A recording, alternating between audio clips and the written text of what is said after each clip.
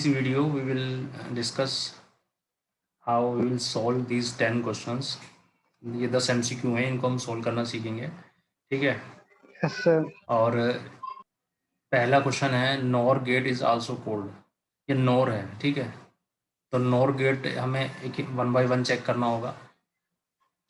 Exclusive yes और sir. Exclusive जो होता है ना, एक्सक्लूसिव का कंसेप्ट अलग होता है, ठीक है ना। यानी ये एक्सक्लूसिव बोलते हैं यस सर। इसको, ये वाला। अभी इसका कंसेप्ट जो है ज़्यादा हमने डिस्कस नहीं किया है, तो ये तो आंसर इसका नहीं है। एक्सक्लूसिव बोलते हैं इस वाले साइन को, यानी ये देखिए। ये वाला। Yes sir. एक्सक्लूसिव क्या होता है मैं आपको बता देता हूँ। अगर आप 1+1 करते हैं तो मैंने आपको बताया था कि ये 1 ही होता है बाइनरी में, ठीक है। लेकिन मैंने यस सर। बताया था आपको कि अगर आप 1+1 का एक्सक्लूसिव करते प्लस हैं वन। तो ये जो यस सर। 1+1 में से 2 हुआ बाइनरी के हिसाब से, 2 का बाइनरी 10 होता यस है। सर। तो 10 को यस जो सर। लास्ट डिजिट है 0, ये वो शो करेगा 0 ही आंसर आएगा। में। हाँ यस ठीक सर। है। अच्छा अच्छा, आपकी आवाज़ से ना दूसरों को समझ में नहीं आएगा। अब ठीक है, अभी हो जो कन्फ्यूजन हो वो पूछ लेना, ठीक है। अभी मैं बताता हूँ। तो देखिए 1+1 जो होता है ना और गेट में, वो +1 होता है।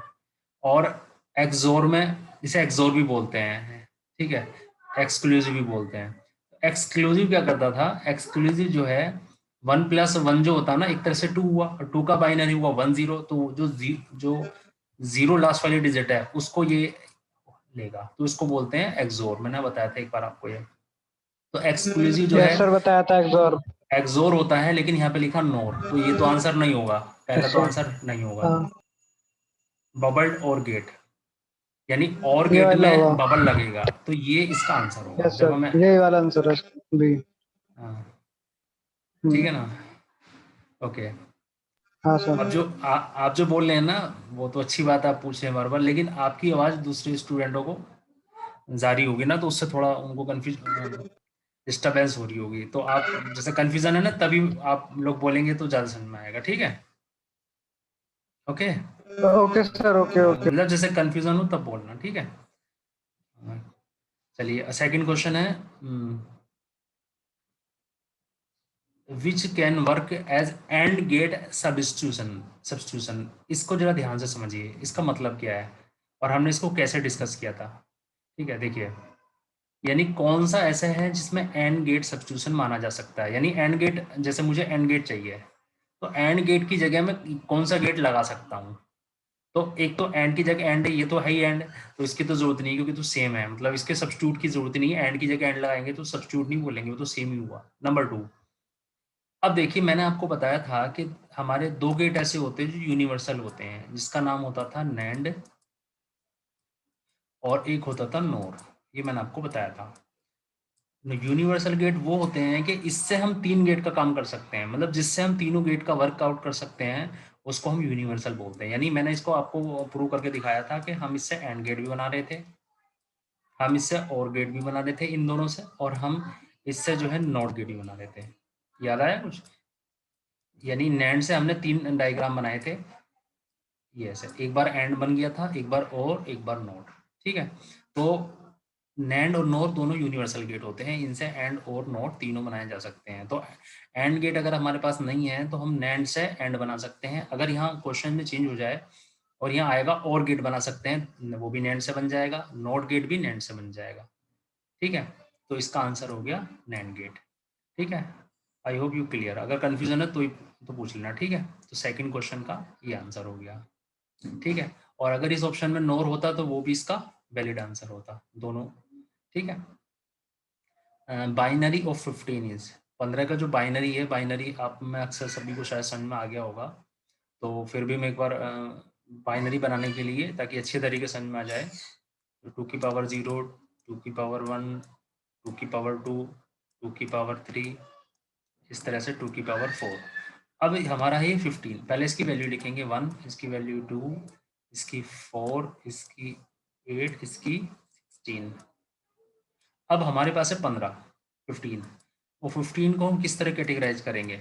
सबसे बड़ी वैल्यू से 16 से तो कर नहीं सकते हैं, तो 8 से कर सकते हैं। यानी 8, एक तरह से हम लिखेंगे 8 प्लस, अब देखिए 8 प्लस कितना होता है 7। अब 7 यहाँ लिख नहीं सकता मैं, क्यों नहीं लिख सकता, क्योंकि 7 यहाँ होता नहीं है। तो लेकिन 7 को कैटेगराइज इसलिए मुझे करना पड़ेगा। 7 को हम कैसे कैटेगराइज करेंगे? 4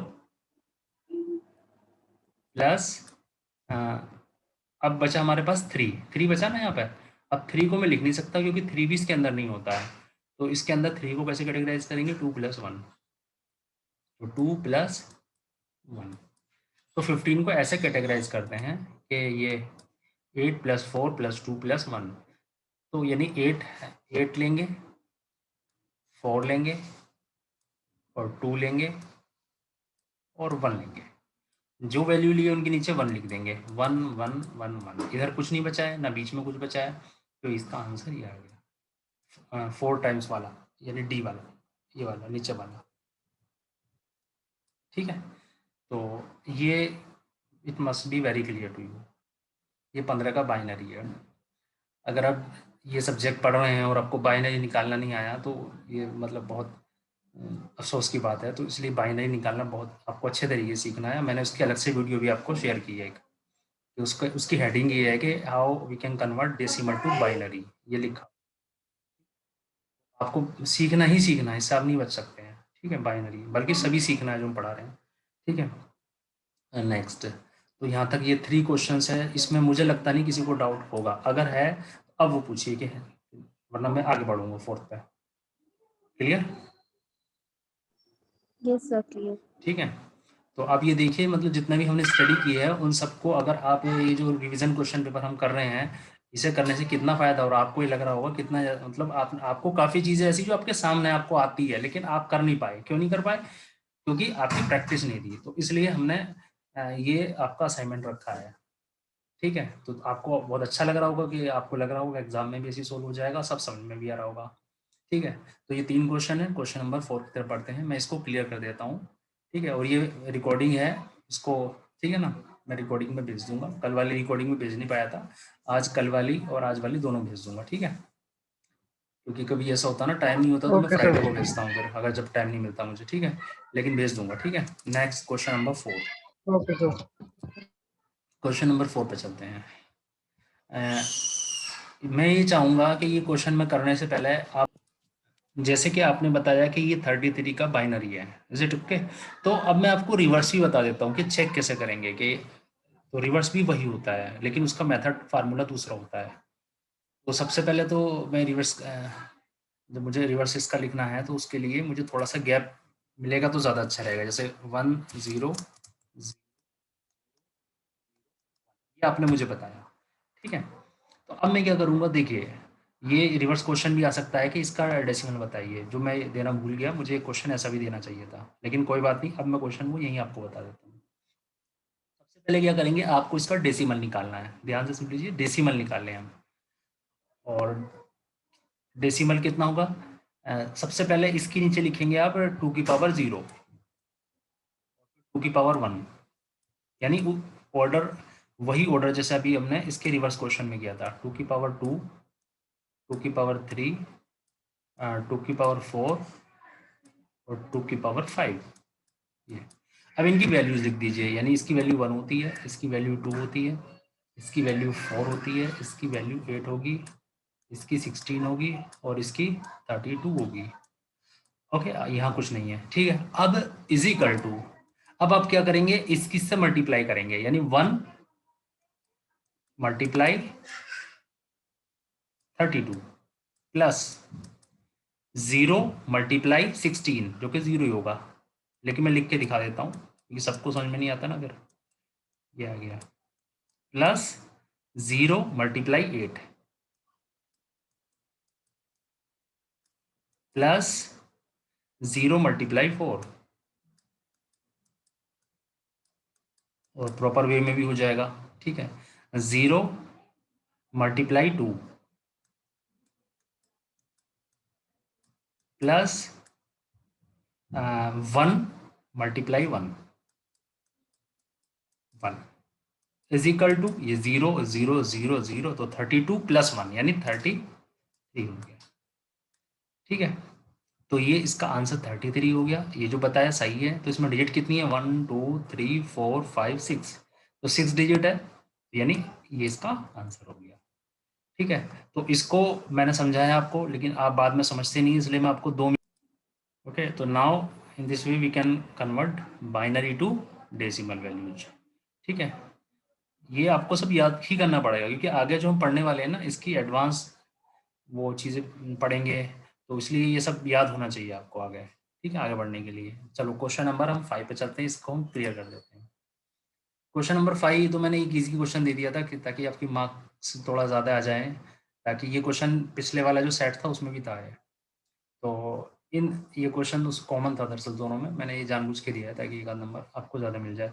इन 3 वेरिएबल्स इनपुट्स, तो बाइनरी रेंज क्या होती है 3 वेरिएबल्स के लिए, 2 की पावर 3 यानी 8, और लेकिन रेंज कितनी होती है 0 से 7, ये मैंने आपको बताया था।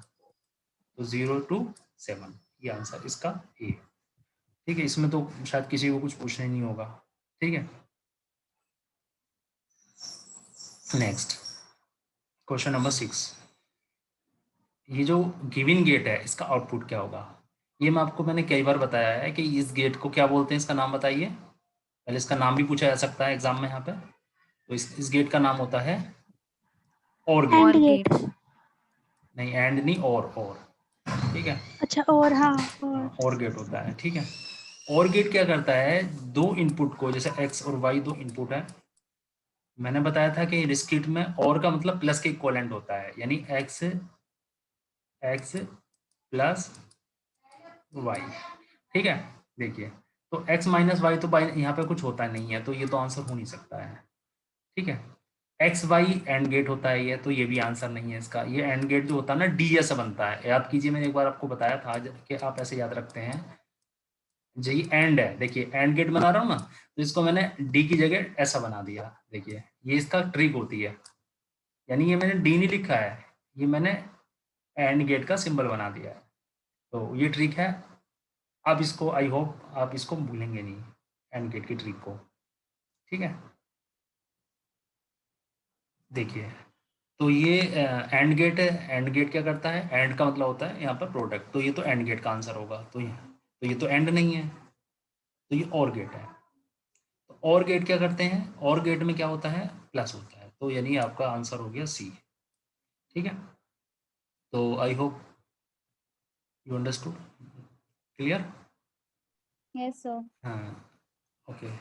और नैंड गेट की वर्किंग क्या है, नैंड गेट ये भी आपको समझ में आसानी से आ जाएगा। मैंने आपको बस एक लाइन याद रखनी है कि नैंड गेट की जो डेफिनेशन होती है, इस तरह से उसको लिख सकते हैं हम कि एन प्लस एंड, यानी एंड के सामने एन लगाएंगे तो नैंड बन जाएगा। तो एन जो बोलते हैं निगेट को बोलते हैं। ठीक है, और सर्किट डायग्राम में एन जो बोलते हैं वो इन्वर्टर को बोलते हैं या बबल को बोलते हैं, लेकिन यहाँ पर सर्किट डायग्राम तो कोई बना हुआ नहीं है, तो हम सिर्फ उसी पॉइंट की बात कर रहे हैं कि इसकी निगेट की। तो यहाँ निगेट की, अगर एंड के आगे निगेट लग जाए, यानी एंड के साथ निगेट भी लग जाए आगे, जैसे ये एंड है, अभी मैंने बताया ना आपको एंड का मतलब क्या होता है, मल्टीप्लाई, उसके सामने निगेट लग गया तो ये नैंड बन गया, ये इसका आंसर हो गया। ठीक है, ये कुछ होता नहीं है बाइनरी में, और ये जो है ये और है, तो यहाँ और तो पूछा नहीं है। ठीक है, तो ये इसका आंसर हो गया। ठीक है, any confusion in these 3 questions? No. No sir. ठीक है, तो चलिए अब नो आगे सर। बढ़ते हैं। तो ये यानी प्रैक्टिस सेट सोल्व कराने का ये फ़ायदा होता है कि जो भी आप भूल चुके हैं वो सब उसमें रिवाइज हो जाता है, और आपको लगता है कि हाँ हमने जो पढ़ा है वो कहीं ना कहीं अब वो उसका यूज हो रहा है। ठीक है, और इससे आपको काफ़ी फ़ायदा हो रहा होगा जो क्वेश्चन हम सोल्व करा रहे हैं। ठीक है, क्योंकि ऐसा होता है काफ़ी बार स्टूडेंट को बहुत पता होता है क्वेश्चन के बारे में, लेकिन उसको कैसे अप्लाई करना ही नहीं पता होता, तो इसलिए इसमें ये हम सीख रहे हैं। चलिए नेक्स्ट लास्ट के 3 क्वेश्चन की तरफ बढ़ते हैं। Let me let it out, ये मैंने क्लियर किया। ओके, इस पेज पे चलते हैं। अब इस पेज पे चलेंगे, नॉट गेट ऑफ ए। तो इसका आंसर क्या होगा, ए का नॉट गेट, इसका मतलब क्या होगा, मतलब ये होगा आपके पास एक ए है, ये ए है, इसमें आपने एक नॉट गेट लगा दिया ऐसे, ये ट्रेंगल होता है, ये नॉट गेट ट्रेंगल होता है, और यहाँ पर एक सर्किल होता है, लेकिन ऐसा और ये 0 का 1 कर देता है, 1 का 0 कर देता है। तो इसका आंसर ऐसा नहीं है कि आप 0 कर देंगे, क्योंकि आपको एक ही वैल्यू नहीं पता है। अभी मैं बताता हूँ इसका मतलब क्या है, देखिए। तो ये मतलब होता है कि मैंने आपको ये टेबल भी बनाई है, पहले ही बताई है कि अगर यहाँ 0 होगा तो यहाँ 1 होगा, अगर यहाँ 1 होगा तो यहाँ 0 होगा। तो अब ये लिखा है जैसे ये 0 आंसर है, तो ये तो हो नहीं सकता, क्योंकि इसका आंसर 1 भी हो सकता है, 0 भी हो सकता है, तो ये तो आंसर नहीं हो सकता। ठीक है, क्योंकि दोनों आंसर हो सकते हैं। अब निगेट है, निगेट होगा या ए होगा। ए का मतलब ये है कि अगर ए है यानी 0 है, 0 पे 1, 0 पे 0 तो नहीं है ना, मतलब ये ए तो तब होता ना अगर 0 पे 0 होता और 1 पे 1 होता, तो हम कहते हैं ए पर ए है। क्लियर, लेकिन इसलिए ए भी नहीं हो सकता। समझ में आया? मतलब अगर हम कहते हैं 0 पे 0 आंसर है, 1 पे 1 आंसर है, तो ए होता ना फिर, जबकि ऐसा नहीं होता है। तो ये ठीक है, क्लियर हो गया। अब थर्ड पे चलते हैं, निगेटिव। निगेटिव क्या होता है? निगेटिव होता है कि 0 का 1, 1 का 0, देखिए जो कि मैच कर रहा है बिल्कुल, यानी 0 का 1 होता है, 1 का 0, तो उसी को निगेट बोलते हैं। तो ये मैंने आपको डायग्राम से भी बता दिया है। ठीक है, तो अब बताइए इसमें कोई कंफ्यूजन आपको हो सकता है?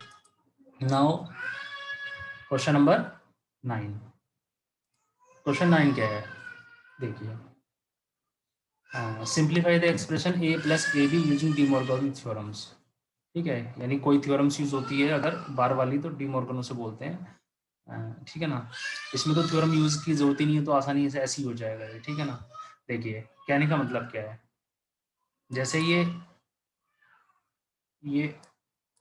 है प्लस ए बी है। ठीक है, ये क्वेश्चन मैंने आपको कराया था इस टाइप के, तो इसमें हम क्या करेंगे, ए यहाँ लिए, ए यहाँ लिए, तो हम क्या करेंगे, ए लेंगे कॉमन।